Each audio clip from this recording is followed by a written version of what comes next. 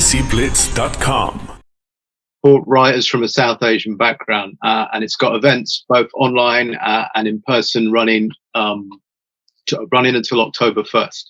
I'm Gautam Malkani, and I'm hosting tonight's discussion with Sarfraz Manzoor about his new book, They, What Muslims and Non-Muslims Get Wrong About Each Other. Sarfraz is a journalist, author and broadcaster whom I've admired for many, many years for his honesty and candor, and also the really rigorous thoughtfulness that runs through all his work. He's written regularly for The Guardian and The Sunday Times and presented documentaries for BBC Radio and television. Many of you will have read his first book, Greetings from Bury Park, a memoir which was adapted into the film Blinded by the Light, for which he co-wrote the screenplay. His new book, They, is a wide-ranging attempt to explore and tackle the mutual fear and ignorance that many Muslims and non-Muslims all too often have about each other. It addresses a number of common assumptions and misconceptions, and in case it would help for me to be a bit more specific, let me just read out the chapter headings. They don't want to live among us. They don't marry outside their own. They don't treat women and men as equal. They follow a violent religion. They follow a religion that hates Jews. They believe homosexuality is a sin. They look down on white girls. They want to take over our country. They don't believe in our values. They don't love our country. So that gives you a scope. Sorry, my video has been off all that time. I just realized that gives you a sense of the scope of the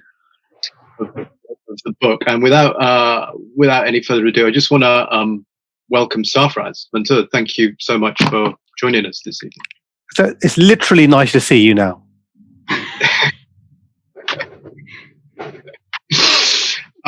Yeah, I mean, I, for one, am so glad that this book exists. Lots of writers have tried to use words to build bridges across divides, but very few efforts manage to pull it off as and as profoundly as this book does. So yeah, thank you for joining us, but thank you for writing this book. I wondered if you could start by telling us what prompted you to embark on it. You mentioned in the book that 2016, 2017 were really dark days, and that's when you started.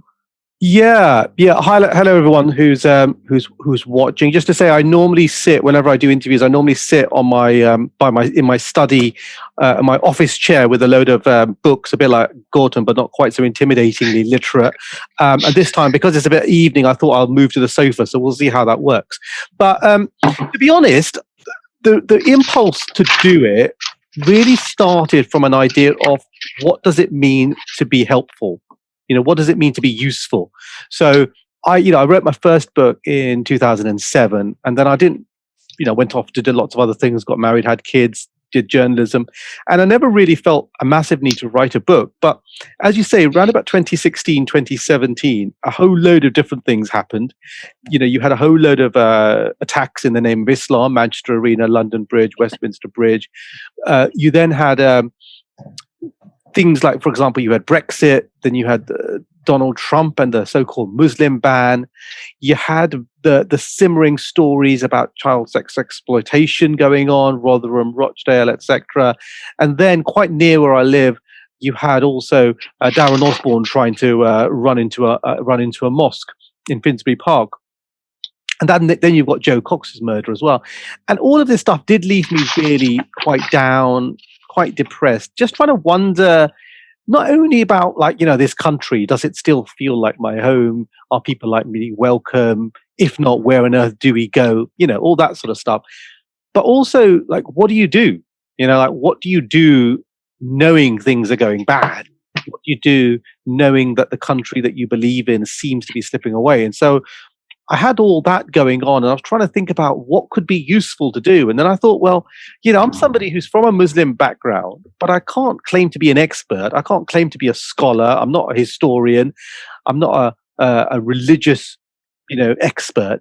And so in some ways I had the same questions that a lot of other people did, which is, why do Muslims all live amongst themselves? And what is it with this whole first cousin marriages and all this stuff? And why do so many people from a Muslim background seem to be involved in extremism? And I thought it's interesting that me as a Muslim ask these questions and I don't know what on earth would people who aren't Muslims, who read certain newspapers, etc. think. So I thought, well, why don't I just kind of use my skill set and my background, the fact that I am from a Muslim background, I am a working class background from Luton, now I'm a journalist, why not sort of use that background and that level of curiosity and those skills or those and apply them to these questions? And so it was really me trying to kind of do that. And then at the same time as all of that, I've got 2 kids who are from a mixed race, mixed faith background because my wife isn't Muslim.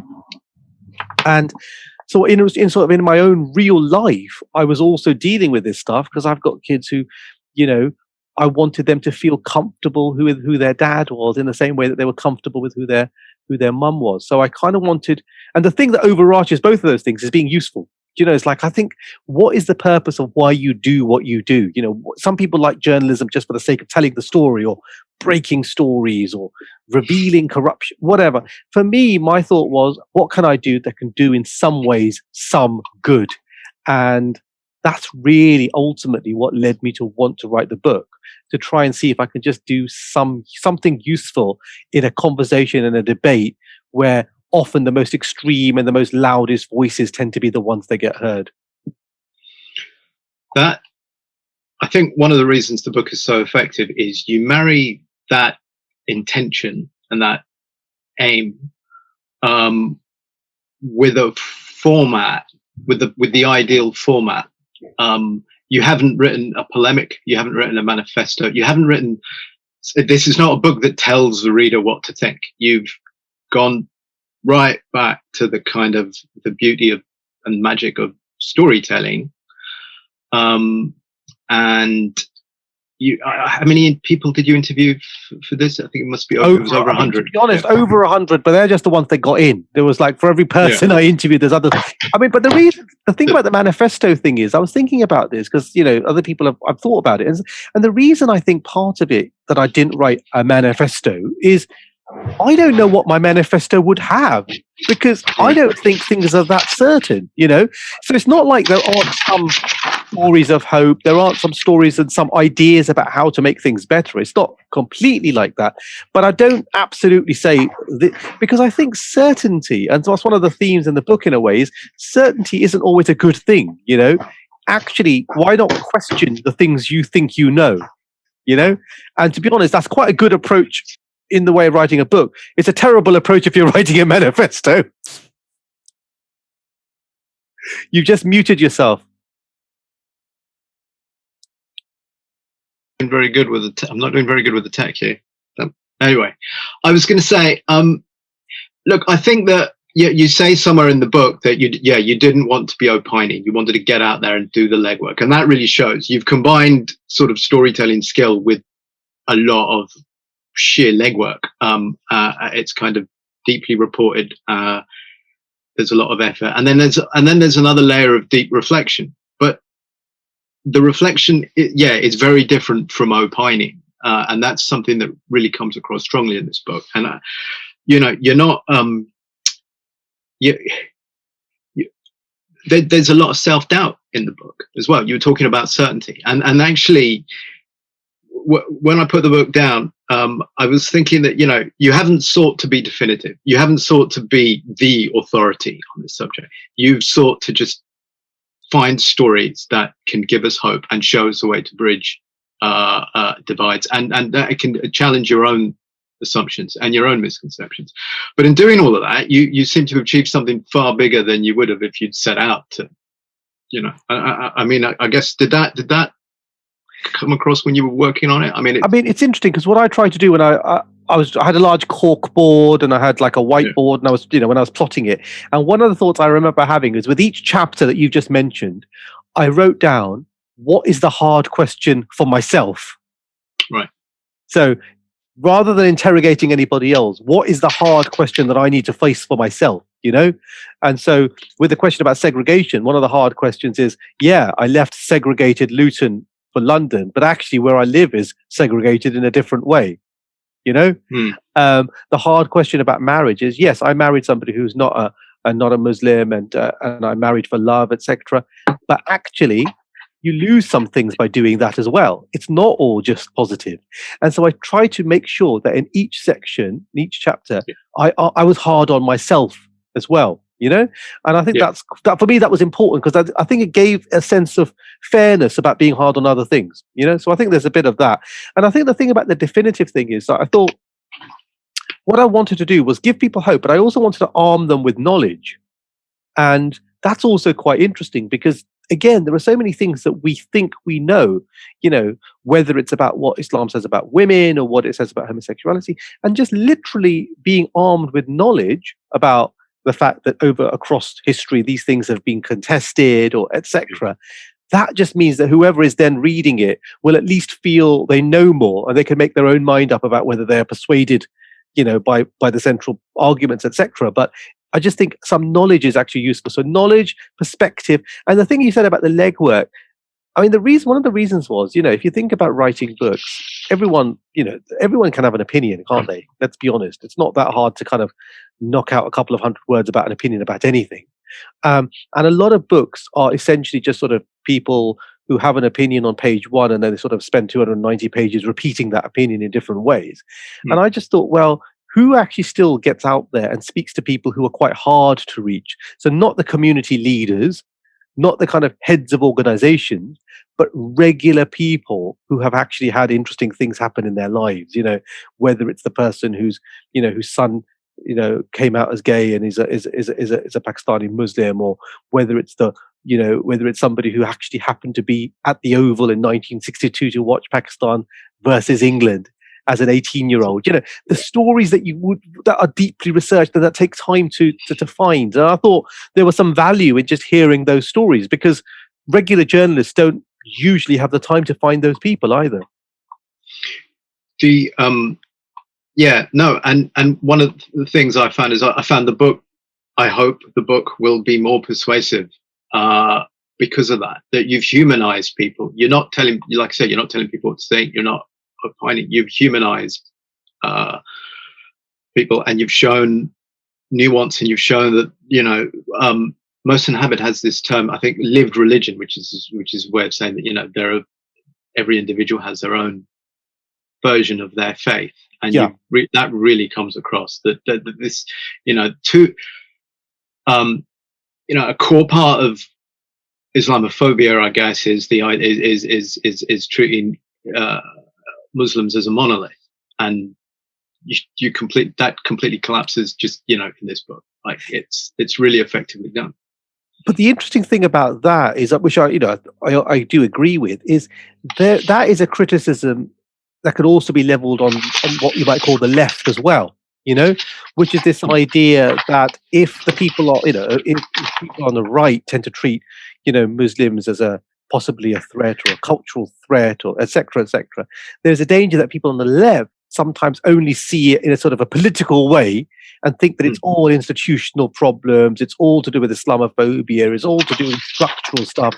And then they sort of, in a way, remove the fact that actually there are human stories which are more complicated than those kind of institutional factors will explain. And so what I always find interesting is that when you actually meet people, they don't fit into the classic boxes. So example would be, there's a guy I meet, and he does a lot of work with local young Muslim groups up in Yorkshire, and you know, he's a story of hope in some ways, because he's somebody who gets out there, gets young Muslims involved in citizenship and mixing with the community and doing charity, and you know, showing that they can be engaged human beings, etc., which is all great. But then I asked him, did he ever have anyone come up to him who said that they might be gay? And he says, oh yeah, no, I did, but I managed to talk them out of it and told them to get married, and it all sort themselves out. Yeah. And I thought, well, it's so interesting that this person who I actually had as an embodiment of hope, on another capacity, is completely not that, you know. And that's why I think it's quite interesting, is that politics can often be quite tribal and it can be quite binary, whereas actually people don't necessarily fit into those boxes. And so when it comes to trying to find policy ideas or trying to find out what the take home is, it's not going to be like, oh yeah, ultimately, if you read this book, all your prejudices will be confirmed either way, because actually it doesn't matter what you think at the beginning. There'll be things in the book which will make you feel a little bit uncomfortable because it will seem as if the other side may have a point. Yes, and that's something that every reader of this book, I mean, it's one of the things that the book does. It forces you it challenges you to face up to things that you might be uncomfortable with, whatever your faith is. You kind of disentangle religion from culture, and that's a key part of showing that. Well, you do a lot of disentangling religion from nationality, from class. You disentangle when you in one of the really good introspective sections later on. You when you're looking at your own faith and your own practice of Islam, you disentangle religion from ritual. And that's really effective. So that's, I mean, I guess, was that an intentional? Did you say, I'm going to disentangle these things, which people often get confused, and Islam becomes a shorthand for all this other stuff? And did you seek to do that, or did that just happen?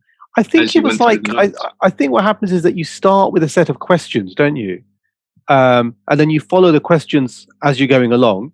And then you start following them, and then you start saying, is this a little bit too neat? What are the things that I'm missing out on? So in a way, what I was trying to do is, it's almost like if you build a house, not that I have ever built a house, but if you build a house and you think, okay, is this on solid foundations? Where are the weak spots in this argument? And then you go to those weak moments and you try and you try and tackle them. So, the question about, as you say, about the entanglement of class, geography, ritual, and ultimately the kind of question I was really asking is, why is it that the version of Islam that I grew up with, why do I think that that's the real one? When actually that version was passed on by parents who knew absolutely very little about religion at all, and that it was as much about the product of where they came from, literally the northern villages of Pakistan, as it was anything to do with the practice of religion. And it's just interesting how I'm trying to work out, why do I believe the things I do, and why do I find, why is it that even now at my age I still will not eat meat that's not halal? There's virtually no rational reason for it, because there's plenty of Muslims who will eat non-halal meat because they'll say, well, actually, it's about the, if food is meant to be about hospitality, then that's more important than how it's killed, etc. And it's interesting to me that those are those ties still bind me to my past, but it's not actually necessarily religion. It's kind of cultural practices, habits, guilt, class. And so it was interesting to sort of disentangle, because as you say, when something bad happens, none of that stuff gets disentangled. It's just the religion that gets prioritized and blamed. And so by taking that approach, in theory, by taking that approach, it makes the book sound like it's going to be more complicated, but it's not actually. It's quite, I guess that's partly to do with finding people whose stories just stand out so much. And so the stories are so memorable that it isn't unwieldy to disentangle this kind of complicated stuff. And I guess that I was reading, and I was wondering, how did you select people? Because the thing about many of the people that feature in this book, they're all kind of incredibly appropriate and pertinent as kind of case studies, but they're also constantly surprising us as individuals. They are complicated people, and sometimes because they confound expectations, sometimes because they've been through some serious stuff, and it's kind of but yeah, I mean, I'm just thinking about Shanaz and Avi, the Muslim and Jewish couple, or Naveed, the doctor whose story closes out or comes towards the end of the chapter that examines violence, and he's just an amazing kind of case study. That, well, I tell you what it was. I mean, that's interesting. there's lots of ways to answer that, but just one of the ways to do it was I wanted to try. I mean, it sounds like such a cliche, but I kind of wanted to tell the story that doesn't get told to some extent, So I was just struck with the fact that when the Manchester Arena attack happened, the guy, the Syrian young guy who blew up, blew that bomb up, people immediately thought, "Yep, that's a Muslim." That's because of him. But it just struck me that the victims of that particular attack would go to Salford Royal Infirmary, and the first person who they would see to treat them was also a Muslim. And I thought I was really interested in the fact that there was somebody who basically was raised to believe that their version of Islam was to blow up people in a Ariana Grande concert, and there was somebody else who was raised to believe that their version of Islam was to help people and save lives. And I thought, we don't hear about the helper very often, but we hear a lot about the bomber, And so that's why I wanted to find that guy and tell his story, And I think the other thing I was trying to do was I had massive ambition. The ambition was really to try and do a multi-generational story. So you start chapter 1 with the stories of the men who are coming over in the early 60s, mostly. They're coming over from the subcontinent. And so I wanted to try and describe, where are these people coming from? Why are they coming? And what is it like at those early days for them? And I wanted to humanize them. So there's one of the guys, people used to call him Mr. Night and Day because he worked night shifts and day shifts as a bus driver. Somebody else was, he was a real big fan of Elvis, and his son remembers him just playing Elvis records during the day. These are all like immigrants from India and Pakistan and Bangladesh, and well, not from Bangladesh actually, because it didn't exist then. And so then you have these guys, and then you talk about, well, who did they get married to? And often they would go back to the subcontinent, go to some village, find a 16, 17-year-old girl and get married. And then I thought, what would it be like to be that 16-year-old girl? And so then you start talking to those stories. And then they have children. So what I was trying to do was trying to create a multi-generational saga that through these families would then intersect with all the issues that we've talked about. So rather than it being, this is a chapter about extremism, or this is a chapter about homosexuality, it would be somebody who's the son of someone you'd already met who, would find out that they were gay and then start having a clash with their family. So it would become, hopefully my idea was that you would be emotionally invested in the people. And so the issues would come through people who you kind of had gotten to know. It's quite a complicated architectural structure, but that's kind of what I was shooting for anyway. It's very effective. I think this is a spoiler alert for everyone who hasn't read it yet. But I mean, it's brilliant how, like, right at the end of the book, you realize, hang on, that guy I was reading about earlier was Moeen Ali's dad, right? That's just really effective. Yeah. And that was really nice. Yeah, but the relations between people, it's it becomes multi-generational, but in a really fluid way, I think. Yeah, I mean, the other thing is interesting is, because I think we talked about this when we chatted briefly before, but that I wrote this book. I was thinking about this book before Blinded by the Light came out, and at that time, the structure was obviously still working on the structure, and I think at that time I was thinking it was going to be a little bit more historic, and it was going to have a bit more flavor of what these places were like before the migrants came, and it was going to be a bit more. It was going to be slightly different. And then I saw the reaction to Blinded by the Light, in terms of just people talking about how much they were emotionally affected by it, and also people from all around the world. And I thought there's something quite valuable in the fact that people care about the characters and that they're caring about the storytelling. And I just thought, I don't want to lose that, even though this book is very different and it's ostensibly a much more serious subject. I wanted to try and see if I could still capture some of the stuff that people liked about that film, which is this idea of character, universality, and emotion. Because I think a lot of times when people write about this sort of subject, whether it's about, Islam or extremism or radicalization or Muslims or belonging, it can sometimes feel quite academic. And so for me, we talked about, use the word storytelling and character. For me, in a way, it's about feeling emotionally engaged. Do you know what I mean? So it's not an intellectual exercise only. It actually makes you emotionally respond to things. Because I think, to be honest, that's just the stuff I like. That's the stuff that's the films I like. It's everything is like, I like things which make you care. And so that was part of what I was trying to do with the book as well. The effect of that approach is it. The reader feels like you have opened doors into people's houses and into and that's also the message of the book, I guess, or that integration and segregation have become these big politically loaded words. But one of the things I love about this book is it shows us that in essence integration is just interaction. That's what it involves. It's not a big, it's literally talking to people that you wouldn't normally speak to. And it can be quite sort of, there's a guy in the first chapter who's it's a really good example of the kind of connections that we're talking about, because there's a chapter in the first chapter, and when I was doing the research for it, there's a fantastic documentary, World in Action documentary from 1976, all about Blackburn in the 70s, and about the rise of the National Party, which was a far right sort of precursor to the BNP. And in this documentary, they talk to this woman who lived on a terrace street in Blackburn, and a guy knocks on her door, punches her in the face, and runs off. And she's pregnant at the time; she's only in her early 20s.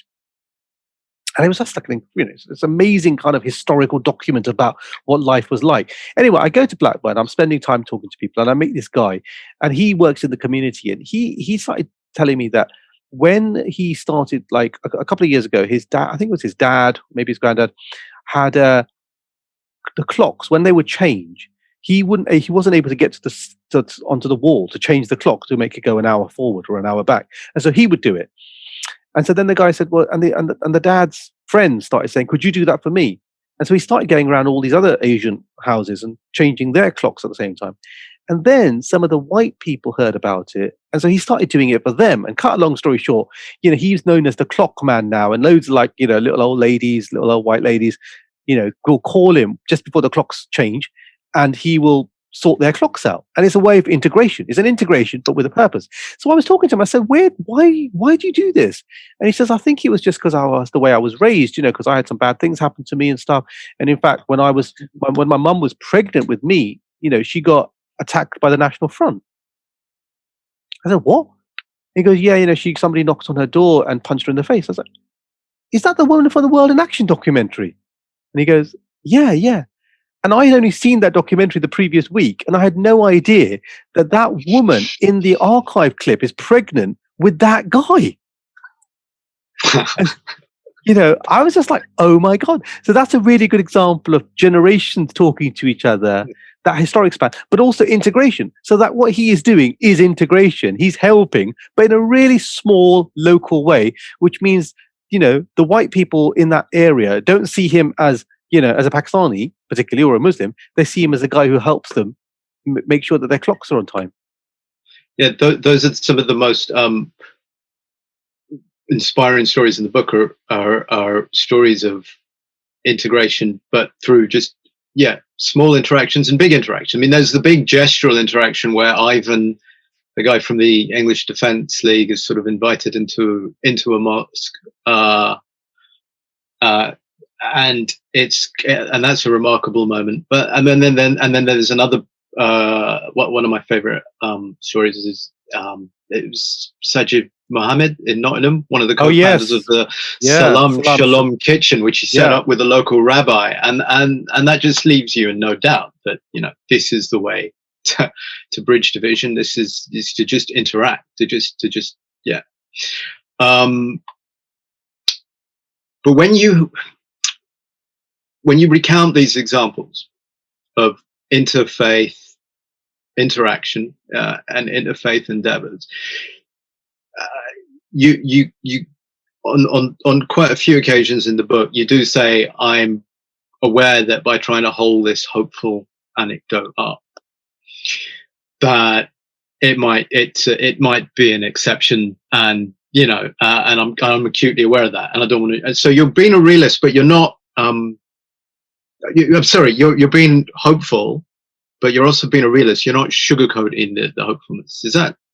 Yeah, because I think the danger was that when you have an approach where you say I'm going to be hopeful, and then you start writing these chapters, there's a danger that it can become quite formulaic. that you start with a problem, go through it, and at the end you end on a little uplift of a hopeful story. But what happens if the uplift, hopeful story is incredibly rare and virtually nobody else behaves like that, you know? And so what I thought was, well, I want to end on hope, but I want to be honest and say that the reason I've got this story there is because it's so rare, you know. And as a good example is about homosexuality and about, you know, about homophobia, because yes, I have a very hopeful story at the end, but it's incredibly rare. And it would be ridiculous to try and pretend that one story somehow suggests that there's no problem, you know? And so I think you have to be like, my thought was to be sort of a candid observer or a candid friend about things. And so, you know, if there are issues to be said, I don't think there is any point in sugarcoating it and just say, just because I found one or two positive stories, there's no problem here, move along. Because that would be intellectually deceitful, I think. So I wanted people to, in a way, the stories of hope offer what they do is they offer an example of the fact that things can be different, you know? And in a way, then you just think, okay, so if this can happen, what are they doing right? And are there lessons from that, you know? So the story of the woman who's tolerated and then accepted and sort of vaguely embraced her son being gay. The interesting thing is that she was very, very religious. And it was her Jamelia and Shazad, is that? Yes. Yeah. So her religiosity actually helped her. But also what helped her is that she was part of a network of people and they supported her. And the guy, his siblings stood up for him. And so then you think, okay, well, if we want to have more tolerance when it comes to homosexuality, that's the sort of things we need. We need to have people who are willing to speak their mind and not be worried about what the community will say. We need people who are siblings to stand up for them. So there are sort of lessons in all of that, even though it's a comparatively rare story. I think that, I mean, that particular example is, you write in the book how that confounded your expectations as well. You thought that that there would be an inverse relationship between someone's kind of religiosity and their tolerance of homosexuality, but it was the opposite actually, and that comes across quite a lot in the book actually. And that's it. And someone actually, I think you quote someone saying that, you know, that the one of the solution isn't less religion. It's a kind of does that? Yeah, I mean, I think it's not less religion. I suppose it's knowledge of the religion more. Yeah, you know? Exactly. I think there's a bit of that. But also, it's an example, again, of being tough on myself because, you know, there was I sort of maybe thought at the beginning of the book that if people were sort of in the same space of religiosity as I am, which is sort of, I'm interested in the culture of the religion, I'm interested in the history of it. There are some bits of it that I practice, but I'm absolutely not super observant. And I'm not, you know, if that is my state of where I am on the spectrum, if everybody else was on that sort of state, would be in a much better position as a society, you know. And actually that's not true at all. I mean, the people who are more religious can sometimes be way more tolerant of things like mixed marriages than people who are outwardly, you know, less religious but just more culturally conservative, you know. And so we shouldn't necessarily be afraid of religion. We just have to be afraid of people who think they know what the religion is. But at this moment, I just want to say to the audience, Sarfraz is happy to answer questions you may have. If you have a question for him, please type it into the Q&A box at the bottom, and we'll get through as many as we can during the course of this event. Speaking about religion, there is, you know, you haven't tried to. One other thing about this book that struck me is you haven't tried to do a kind of textual analysis of the Quran. You show it's quite. I mean, I learned a lot. I should say, sorry to do it. I'm a Hindu, and as a Hindu, I'm acutely aware of, you know, Islamophobia, and it's something that troubles me, and I kind of feel like, as you said at the beginning when you were talking about the reasons for writing this book, you know, we need to kind of bridge divides. It's either that or continued polarization. And it's but what you haven't tried a textual analysis, but you have quoted in various places, particularly when grappling with the question of equality between men and women, and I found that was quite interesting. That that chapter, again, you confounded your own expectations in the course of researching that chapter as well. Yeah, do you know what's interesting about all this, Gautam, is that I thought about the whole textual thing again, and part of it I think is a confidence, because I recently turned 50, and I was thinking about what makes one, how is my writing different now than it was 15 years ago, or 20 years ago, and in some ways the quality of the writing isn't. I'm not sure I've actually massively improved. It's probably a little bit better, but may not be. But I think there are other things where I have changed. And I think one of them is I no longer feel like I have to pretend to know more than I do, or that I have to pretend to project an image of knowing more, And so when it came to the textual thing, the truth is I am not qualified to do a proper textual analysis of what the Quran says. Okay. There are people who know way more than I do. And I just think I'd be blagging it if I suddenly kind of veered off and became like this alleged Islamic scholar. And so I thought, I'm going to actually be consistent with who I actually am. And so I am going to look at the text and I'm going to hear what different people say about it. And I'm going to ask them almost as a journalist. But I'm not going to assume to pretend to know more about this stuff than I do. Does that make sense? And I just sort of feel like I think there's a confidence of being aware of the limitations, but then doing the best I can within those real limitations, rather than trying to be godlike and thinking I can do and say everything. You know what I mean? And so that's where I was with the Quran stuff. So yeah, it was very interesting because I went and tackled some of the, I just looked up the things that people said about about women particularly, but then I spoke to a very, eminent female Islamic scholar, and I put those things to her, and then she explained some different takes on it, and then I looked up on what other people said about it. So I heard from people who knew more than I did, and I asked them the hard questions, but I didn't try and play that game at that level because I just think that would be faking it, and I don't feel like I need to. So in a way, in that sense, I'm sort of at the same level as an engaged, concerned reader would be, rather than pretending to be the expert. And that meant that you learned a lot in the process of writing the book. And what are some of the things you learned? And just to repeat to the audience, please do send your questions in at the bottom of your Zoom screen. I mean, I learned quite a lot. I mean, one of the things I kind of learned was, if you think about when people from a Pakistani or a Muslim background get in the news, it's very rare that it's for anything good, And I think what was quite helpful to learn was just the fact that there are so many people who in their own small way are doing good things. And they don't have to be necessarily things that require getting, a Pride of Britain award or something, but they're just doing good work in the community. They're just regular people, or they're doing good work. And just that sort of almost low-level, benign civility and community work, to be reminded that that's going on, gave me hope, because sometimes, you can just get a bit down about only hearing about the negative stories. So I think that was good.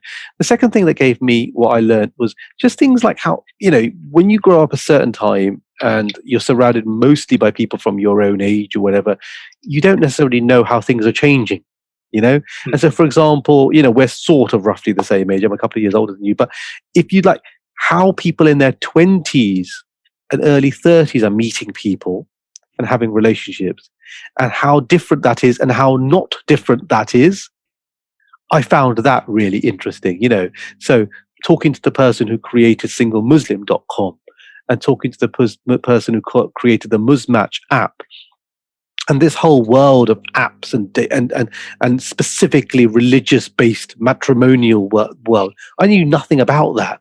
But then to talk to people who'd actually got married as a result of that, again, that was just a world that I didn't know. And then the other thing that's interesting is, again, you can get stuck in your own way and you think, parents today, if they've got daughters, those daughters are going to be as held back as my sisters were or whatever. And then you talk to the parents who are sort of my age with their daughters in their 20s, and the world has changed a lot. And those kids will not put up with the same things that, my generation did. And so that gives me hope. But you also realize that the world is changing as well. So yeah, it was a real education for me as well. And it also just made me feel, it's very interesting, I think, that if you grow up But when I did, and you see the level of representation somebody like me had in the 80s, in terms of the world of politics or the world of media or the world of journalism or the world of business, I mean, it was pretty rubbish, really. There was hardly anybody to look up to. And it is just another world. You know, if you just go for South Asian representation, there's obviously still loads. But even in Muslim, there's loads. And I sort of feel like, gosh, if you're a young person today, there are so many reasons to feel excited about being a young person in Britain today of Muslim heritage. And we don't necessarily even focus on that. We often focus only on the negative. So it just made me feel that there's a lot to be positive about that we don't necessarily concentrate or spend enough time thinking about. So in that sense, it made me feel more hopeful than I had when I started the book. That idea that you spoke about just a second ago about looking for the good and people doing good. I mean, that runs throughout the book. I think for Zilla, the yes. woman who was with Joe Cox, told you, and that's a really incredibly moving section about how she's had to kind of and how you had to handle that so sensitively. But she says she coped by always looking for the good in people, believing that these divisions can be healed. And I guess it's a sentiment that's right at the start of the book, because there's a quote from Fred Rogers as well. I guess that's the kind of hopefulness that you get from this book. Do you feel the bit that I was worried about was that, you know, it's great to show people, to confound people's expectations, to challenge people's kind of assumptions. But what we've learned in recent years is that people like to think what they think, don't they? I mean, this is the kind of social media business model, to reinforce people's. And did that worry you?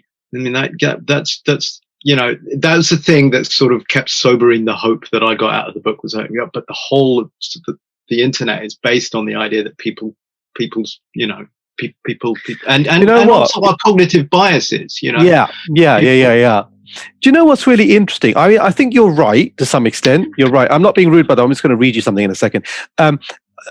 You are right to some extent. But here's two things. What do you do with that knowledge? Right? What's the take home from that? You know, do you just give up? So that's the first thing. The second thing is I still sort of believe that I'm more hopeful than you are, okay, in that way. And I'll tell you a good example of this. I'll give you a little example, right?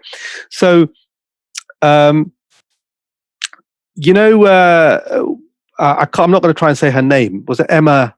How do you say it? Radachanu? Who just won the tennis. You've gone mute again. The tennis player. Yes, yeah. So anyway, I did this tweet when she won. And I said, it does make me laugh how quickly a half Romanian, half Chinese woman born in Canada is being embraced as fully British. All it takes is to be good enough to win the US Open. And the point I was trying to make was that there are a lot of people, often from Muslim backgrounds, who aren't embraced as being fully British. And this person, you know, is. And so I was making a bit of a joke. Anyway, so this guy responded, and his very eloquent response was knob ! To me. And so then I responded, twat ! Brackets, see, we can all play this game. And then he came back, so what's your point then? As you've mentioned, you grew up in Britain from the age of 2. Are you British? And I said, Twitter's not the best forum for discussions of this, to be honest. Too many idiots, hard to have a proper conversation. But the answer is yes, but it's more complicated than that. And anyway, then he said, okay, agreed. I will look out. Then I said, you know, if you want to know more, read my book and watch my film. He said, agreed. I shall research your work and study it. And I promise I'm not an idiot. And I said, can you guess why I might have suspected you were an idiot when your first word to me was knob? And he says, so agree. Written word doesn't contribute to a good discussion. If offended, I apologize. I will read in a different context. I read what you said in a different context to what you meant. Please enjoy your evening. Oh, so, yeah. But basically, he started with knob and he ended up with saying apologizing and saying have a good evening. So I chalk that as a victory. I think that is. I'm speaking as someone who's scared of social media because of how toxic it can get. Yeah, so that's an example of somebody who started abusive. But it's a small example. But my point is, you only can reach people if you build a bridge and encourage people and invite them. If you just stay in your silo of certainty, you're never going to get anywhere, are you? Yeah. We talked a little bit about social media, but in your book, there's a really interesting passage about old school media. And obviously one of the big drivers of Islamophobia is the kind of a national press that skews right in this country. And, and I despair about that as much as you despair about that. But in your book, there's a really hopeful discussion with Gary Jones, the new editor of the Daily Express, and just tell us about that, because again, that was because it's like there was a time a couple of years back when the Daily Express basically just had a fear-mongering story about Muslims pretty much every day. Muslims say to the rest of Britons, go to hell, and halal food in our supermarkets under our secret halal missions and all this sort of stuff. And it was just vitriolic and really, really, I'm sure, not very helpful for improving social relations and community relations between Muslims and non-Muslims. And so then the new editor comes in, a guy called Gary Jones, and he just goes in and says, we're not going to do that anymore. We're not going to be a racist newspaper. And interestingly, the journalists don't change. They're the same journalists that they were before, but they just don't write those stories. And the interesting thing is the circulation doesn't change at all. So I said to him, tell me, why did you do this? And he said, well, I come from a different place politically. And he goes, but the story he told me was that when he was offered the job of the editor, he was with his 12-year-old son. And he told the 12-year-old son, I've just become the new editor of the Daily Express. And his son looked at him and said, I think I'm going to be sick. And then he said, are you just taking this job on so you can pay my school fees? And the dad, Gary Jones, said, and I looked at him and I said, I promise you, I will make sure that you are proud of me for doing this job. And you will not be ashamed of the fact that I'm the editor. And so partly driven by that, he helped transform the paper. And then, as I say, in the book, that's a great hopeful story of how one person can make a difference, change the newspaper agenda, take away the toxic racism of the paper.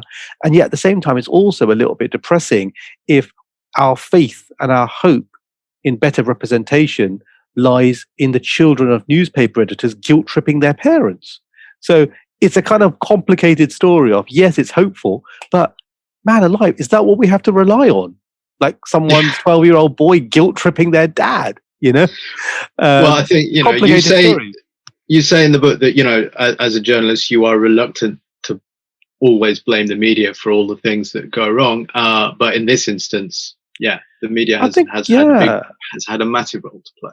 And I think it's just interesting about what people can get away with. Certain talk show, talk radio hosts, certain newspaper columnists. You just think it is kind of astonishing that gets away with it. And I think part of the reason for that is, people talk about representation and all this in a worthy way, but I genuinely believe, I come from Luton. I genuinely believe there were more people who came from where I came from in higher positions in the media. The stories would not be treated the way they are because they would have skin in the game, And when you have skin in the game, you treat the story differently. And that's why, when I was speaking to a lot of these people for this book, a lot of the people hadn't talked before, So Fazila Aswad, she was the woman who was Joe Cox's private, personal assistant. And, Joe Cox died in her arms. And she has never given a proper interview. And the reason that they all spoke to me to some extent was because they trusted me. Because I had skin in the game, I wasn't going to do them in because it wasn't just a story for me. This was actually incredibly personally important. And that meant that there was a level of trust that went to it. And I'll give you one example of that. Actually, there's a woman in the book, I better not name her, and she was very, very nervous about including her story. And so she was one of the few people who wanted me to send them a copy of what I had written about them before publication. And she's got a really good story. So anyway, I sent it to her and she read it and she said, I've read the book now, I've read the chapter, and I'm so sorry for not trusting you because you have done such a brilliant job. And I said, well, I was very nervous about your story, but I've included it. She said, but why didn't you include this bit and that bit and this bit? And I said, well, that's all good stuff, but I was so nervous about, I didn't want to exploit you. I didn't want to sort of, I didn't want you to be upset. So I used you in the most, benign way. And she said, no. Put that in. That's great. That's gold. You got to put it all in, because after she trusted that I wasn't trying to do a bad thing, the stuff that she was most worried about beforehand, she then voluntarily said we should put it in because there's an element of trust. And the element of trust comes from the fact that ultimately, I am, with the they part of it, I am part of that community as well. And they kind of got that. And so there was an element of trust, which meant that there are people willing to open up to me. And I think that, if there were more people, not just journalists, but editors and commissioners and decision makers who could do that, then I think that there would just be, I think you would feel that there were stories that came from inside and there would be a greater sense of we've got skin in this game. Whereas I think too often Muslims are treated in a slightly anthropological way because, they're not really anything to do with the world of the people who are commissioning them.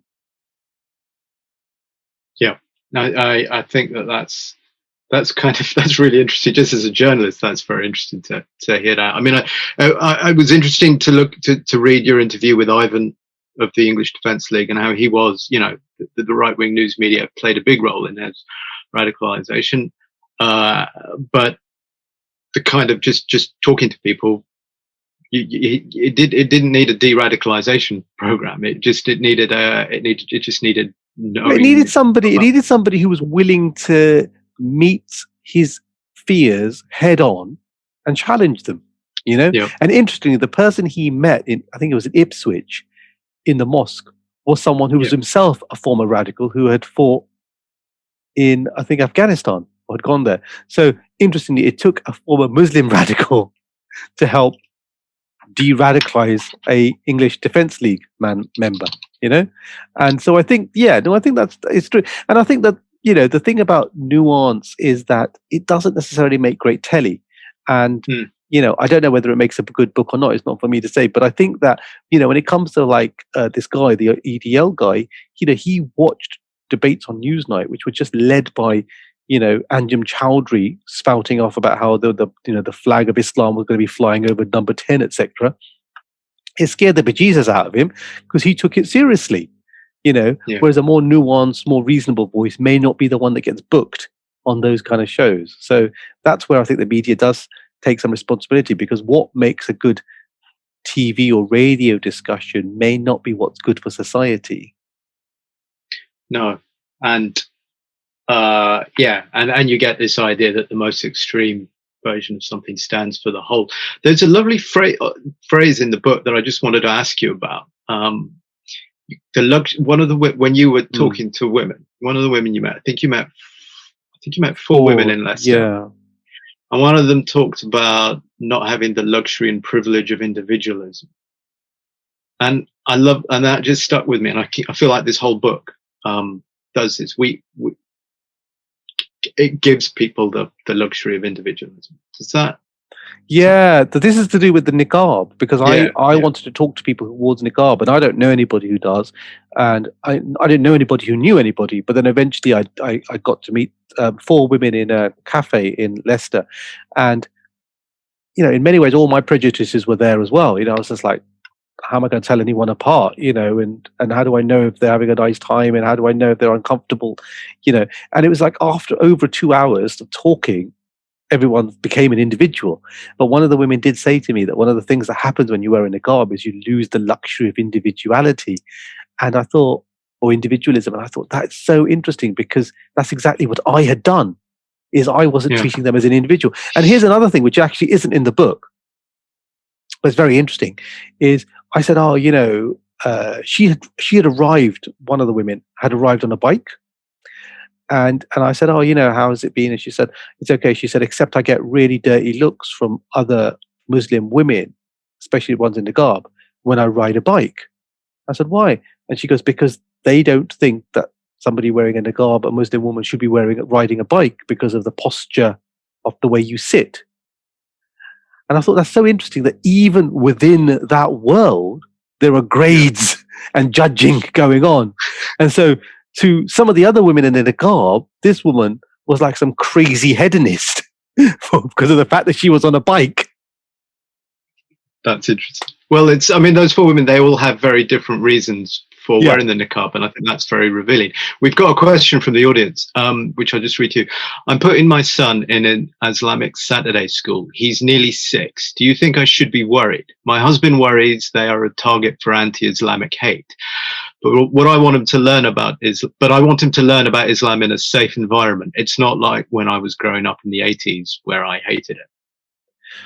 I mean, I'm not one to give any advice, but I have to say, I actually would be up for something where, like, I've got 2 kids and I would love them to know something about the religion, about their community and that heritage. My thing is just, is there a way of learning it that doesn't feel dogmatic and doesn't feel harsh? Like I'd hear stories about people who went to Islamic schools in the 80s and 90s, and they would just basically seem to be sort of people whacking them across the hand with sticks while shouting at them and stuff. And I was thinking, what I would love is there a way that one can learn about the beauty of Islam, the history of it, the culture, the architecture, the art? Does it have to be done in a very stern, literalist, chanting things from the Quran kind of way, or can you learn it in a more holistic, beautiful way, so it feels like something that you can embrace and feel proud of, rather than something that's really kind of scary? So in principle, I'd be up for it, but I kind of just depends on the flavor of the Islamic school that you're talking about. I think we are almost out of time. I wanted to ask you about the kind of, because one of the great themes in this book is you look at the role of fear. And that comes up again and again, and you don't use it as an excuse, which is really interesting. It's an explanation, but it's not an excuse. The fear that lies behind a lot of prejudice and a lot of misunderstanding and misconceptions, and I guess that's there's so much to talk about, but I think we're going to run out of time. Let me see. There's one more question that's come, but I mean, just that the question that's come in is, are religion-based books necessary? So it'd be great if you could answer that rather than my question, because I've asked you so many already. Are religion-based books necessary? I don't know. I think they are. I don't know if my book is a religion-based book, to be honest. I think it's a book based on the story of people in this country, some of whom follow a particular religion. So I don't know. I think necessary is a judgment call that other people can decide. I don't think it's not for me to say whether something is necessary or not. But what I was going to say about fear is, again, the interesting thing about fear is you can say it in a really scary way, as in like, oh yes, it's a bad thing. But then there's also, I can see that because we all have some fears about things. I have a fear that my children will ultimately think of my heritage as a sort of slightly exotic, weird thing that they don't really pay much attention to. And it will increasingly be something that seems like a weird thing that Dad had, he had his Luton thing and he had his working class thing and he had his Muslim thing, but it'll mean nothing to them. Do you know what I mean? And it's funny, actually, I don't know, it's like, this is sort of slightly as an aside, but it's not. Like sometimes when I feel very much like I miss home because I haven't been home for a while because of everything going on and stuff, I'll watch an old Indian film from the 80s, and the feeling that I'll get from that connection to the world of my childhood and of that heritage and that culture. And I was thinking, it's sad that my children aren't part of that. They don't feel those things towards that world. So it's sad. I don't think I fear it, but I definitely mourn the fact that I'm not passing all those things on. Do you know what I mean? And so same, if you're a non-Muslim and you see some massive mosque turning up on your street and it used to be something, I'm not saying it, I'm not defending it, but you could understand that I think there are some legitimate concerns everybody can have. And it's about meeting people in the middle to try and diffuse and defang the worst aspects of it. And that's, I guess, where we can go from fear to understanding. I think, in terms of, meeting people in the middle, one of the great stories in the book is the story about the primary school in Birmingham, in the chapter about homosexuality, where they sat down with parents and slightly tweaked what they were teaching kids, and everyone was happy. And that was a remarkable diffusing of what looked like could have become a really difficult situation. So, I think are there any other questions from the audience? You have like literally 30 seconds to get them in, otherwise we will wrap up. No? Okay. Well, look, I just want to thank you, Sarfraz, for giving us this time, and sharing all these insights, and thank you to the audience for logging in and just being here. Just to remind you, this online literature festival has been produced by DESIblitz.com. It's supported by the Arts Council of England. You can find out more about how DESIblitz is supporting arts and creativity, as well as details of other events happening as part of this year's festival, by visiting www.desiblitz.com/arts. Some of the forthcoming events include a panel discussion that looks at the importance of cultural representation in literature. That's taking place on Saturday at the Birmingham Rep. There's also an author interview and Q&A with Nikesh Shukla, which is taking place on the 1st. But Sarfraz, look, once again, I think this book is great, and I think it's a book that can do a lot of good in the world. So thank you for writing it.